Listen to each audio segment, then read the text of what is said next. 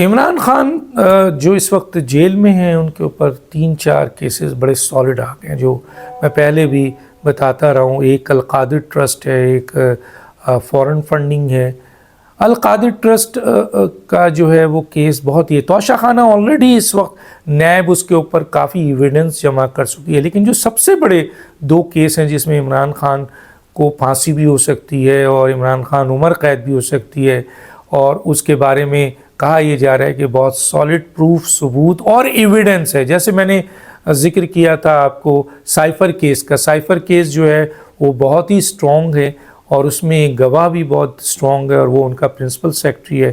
تو عمران خان صاحب cipher case میں عدالتوں میں جائیں گے تو ان کو ریلیف ملنا بہت مشکل ہے، بلکہ اس میں بڑی سزا ہو سکتی ہے۔ اور کچھ لوگ تو یہ تک کہتے ہیں کہ اس میں اگر اتنی بڑی انہوں نے غلطی کی ہے کہ اس گناہ کی سزا اگر عدالت چاہے تو ان کو پھانسی کی صورت میں بھی دے سکتی ہے۔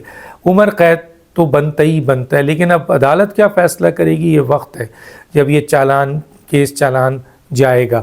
دوسری جو امپورٹنٹ بات ہے وہ یہ ہے کہ 9 مئی کے کیس میں بغاوت کا کیس شامل کر دیا گیا ہے اور مرکزی ملزم ہے، تو اب یہ کیس چالان میں داخل بھی کر دیا گیا عدالتوں میں، اور یہ اب آرمی عدالت میں بھی چلے گا۔ تو عمران خان صاحب کا بچنا بہت مشکل ہے۔ القادر ٹرسٹ پہ تو بات کی بات ہے، یہ 2 بڑے کیسز ہیں، تو چنانچہ عمران خان نہ جیل سے باہر آتے ہوئے نظر آ رہے ہیں اور بلکہ ان کی سزا میں اضافہ ہوتا ہوا نظر آ رہا ہے۔ ایک طرف یہ، دوسری طرف جو ہے وہ یہ ہے کہ مراد سعید صاحب فرار ہیں۔ سنا ہے کہ وہ افغانیوں کے ہتھے لگے ہیں۔ افغانیوں کے ہتھے سے مراد ہے کہ وہ افغانستان چلے گئے اور وہاں انہوں نے پناہ لے لی ہے۔ یہ اطلاع ہے کہ ان کو وہاں پناہ مل گئی ہے افغانستان میں اور وہ وہاں پہ موجود ہیں۔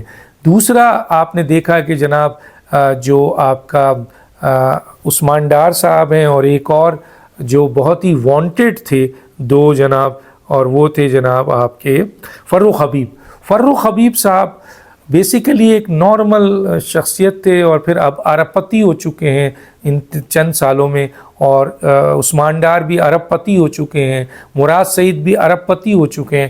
ان کے بارے میں یہ کہا جاتا ہے کہ یہ لوگ سائیکل کے قابل بھی نہیں تھے۔ مثلا مراد سعید کے بارے میں تھا کہ تو ان کی اپنی فاؤنڈر ممبر، میں یہاں کوڈ نہیں کرنا چاہتا بلکہ چلیں کوڈ کر دیتا ہوں، فوزیہ قصوری صاحبہ یہ کہتی تھیں کہ مراد سعید صاحب کی تنخواہ جو ہے وہ آپ کے جو ان کے جو پی ٹی آئی کے صدر بنے بعد میں وہ دے رہے تھے ان کے اوپر۔ عمران خان نے کہا تھا کہ ان کو پیسہ دیجیے، ان کو پالیے بلکہ، تو وہ پیسے دیتے تھے، اور یہ پیسہ ظاہر ہے وہی جو جمع ہوتا تھا فنڈز پارٹی کے لیے یا فورن فنڈنگ جس کا ہوتا، تو وہ ان کو اپنا دیتے تھے۔ تو مراد سعید کے بعد ایک سائیکل نہیں تھی۔ اب یہ کہا جاتا ہے کہ مراد سعید اربوں روپے کے اثاثوں کے مالک بھی ہیں اور اربوں روپے کے اس وقت وہ وانٹڈ بھی ہیں۔ جب گرفتار ہوگا تو وہ ساری چیزیں آپ کو یاد ہوگا، بینک کے حوالے سے ان کے اوپر 7 ارب کی کرپشن بھی سامنے آئی تھی، اور ان کی اپنی منسٹری میں آڈٹ جو ہوتی ہے، آڈیٹر جنرل پاکستان نے تقریباً 1 ارب کی میزرمنٹ جو ہے وہ شو کی تھی۔ تو اسی طریقے سے فروخ حبیب کے بارے میں کہا جا گیا، تو وہ بھی فوزیہ قصوری نے کہا کہ ان کو بھی چند ہزار، جب میں وہاں سے جمع کر کے لائی تھی تو ان کو دیا تھا میں نے چند $1000، اور وہ فروخ حبیب جن کے پاس کھانے کو 1 روپیہ نہیں تھا، بعد میں دیکھا گیا کہ وہ بڑے بڑے اثاثوں کے مالک ہو گئے ہیں، کئی آپ کے لینڈ کے مالک ہو گئے ہیں۔ کہا یہ جا رہا ہے کہ وہ اربوں پتی، ابھی یہ الزام ہے، یقیناً اب وہ گرفتار ہوئے ہیں، اور گرفتار ہوئے ہیں گوادر سے۔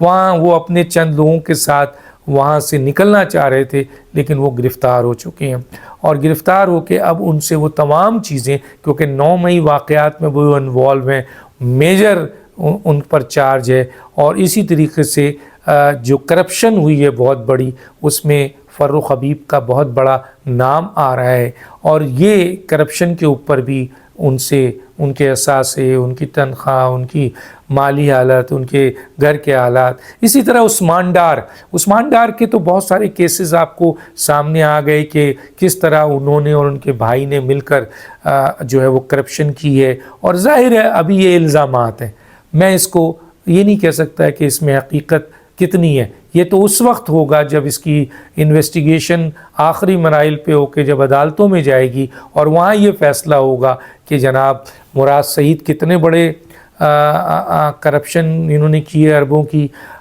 جناب عثمان ڈار نے کتنے اربوں کی کرپشن کی ہے، اور اسی طریقے سے فروخ حبیب نے کتنے اربوں کی کرپشن کی ہے. لیکن اس میں کوئی رائے نہیں ہے کہ یہ وہ لوگ تھے جو پی ٹی آئی میں جن کے پاس ایک سائیکل افورڈ کرنے کی ضرورت نہیں تھی، اور ان کو مختلف عہدیداروں کے ذریعے تنخواہ دی جاتی تھی. عمران خان ان کو تنخواہ دلواتے تھے کہ ان کو آنا ہے، اور ان کو آنے جانے کے لیے پیسے ملتے تھے. لیکن اب ہم دیکھتے ہیں کہ ان کے پاس بڑی بڑی گاڑیاں ہیں، بلٹ پروف گاڑیاں ہیں، اور بڑے بڑے اثاثوں کی بات کی جا رہی ہے، بڑی بڑی فیکٹریز کی بات کی جا رہی ہے، بڑے بڑے فارم ہاؤس کی بات کی جا رہی ہے. تو یہ سب کہاں سے آیا ہے؟ یقیناً اس کی انویسٹیگیشن جو ہے وہ اب ہوگی، کیونکہ فروخ حبیب اپنے چند ساتھیوں کے ساتھ گوادر سے گرفتار ہو چکے ہیں. عثمان ڈار کراچی سے چھپے ہوئے تھے، یہاں سے گرفتار ہو چکے ہیں، اور ان کی انکوائری کھل گئی ہے اور انکوائری ہو رہی ہے. فروخ حبیب کی انکوائری شروع ہو چکی ہے، اور مراد سعید کی انکوائری اپنے آخری مراحل پہ ہے. اور اسی طریقے سے ممکن ہے بہت جلدی آپ یہ سنیں گے کہ ان کے جو بڑے بڑے اثاثوں کے الزامات ہیں اس کی جسٹیفیکیشن سامنے آئے گی، آیا یہ لوگ کیا کرتے رہے ہیں. اس کے علاوہ عثمان ڈار، فروخ حبیب اور مراد سعید 9 مئی کے میجر رول میں، یہ میں نہیں کہہ رہا، یہ آپ جو ان کے پی ٹی آئی کے لوگ تھے ان کی گفتگو سن لیں جو انہوں نے گرفتاری کے بعد بتایا. آپ کے جو ایک پیپلز پارٹی کے بھی ایک صاحب چلے گئے تھے، پھر انہوں نے بتایا کہ کس طریقے سے عمران خان اور یہ لوگ، کیونکہ مین مراد سعید، عثمان ڈار، آپ کے فروخ حبیب، اور اس کے علاوہ آپ کے شہریار آفریدی، یہ وہ لوگ تھے جو کلیدی لوگ تھے جو عمران خان کے اس دہشت گردی کے ایکٹ کو لے کے چل رہے تھے. تو چنانچہ یہ بڑے نامزد ملزم ہیں، ابھی ملزم ہیں، کل مجرم ہوتے ہیں نہیں ہوتے ہیں، یہ عدالتوں کا فیصلہ ہے. بہرحال بہت بڑی کرپشن کے الزامات ہیں، اور ملک میں دہشت گردی کے حوالے سے عمران خان کو مکمل طور پر سپورٹ کرنے اور دہشت گردی کروانے میں ان تینوں کا بڑا نام آ رہا ہے. دیکھتے ہیں آگے چل کے کیا ہوتا ہے. ڈاکٹر دانش کو یاد دیجیے. اللہ حافظ.